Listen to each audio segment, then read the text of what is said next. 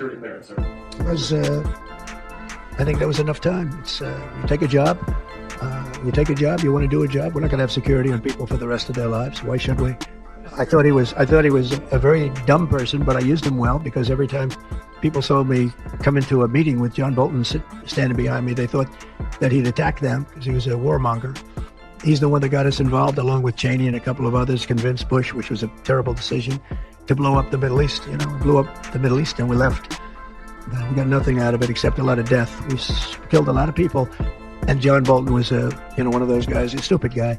But no, you can't have that for life. You shouldn't expect it for life. It's just into CNN after revoking the security clearance of dozens of former intelligence officials, including his former national security advisor, John Bolton. We're now learning that President Trump has pulled Bolton's security detail as well. Let's get straight to Caitlin Collins. Caitlin, what can you tell us?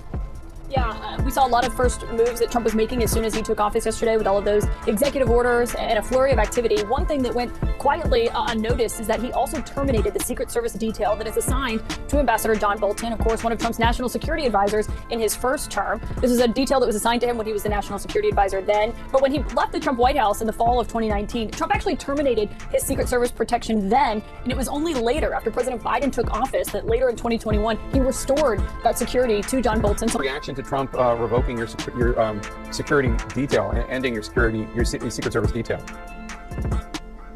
Well, I've had better days, that's for sure. This is, I think, typical of Trump the man. This is the kind of character, or lack thereof, who's now president.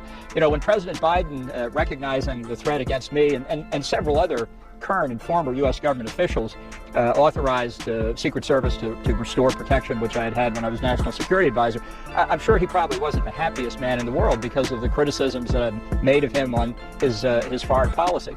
But he did it because it's simply not permissible to allow a rogue state like the terrorists in Iran to threaten Americans, whether they're in government or not, simply for expressing opinions or, in the case of the government employees, doing their job.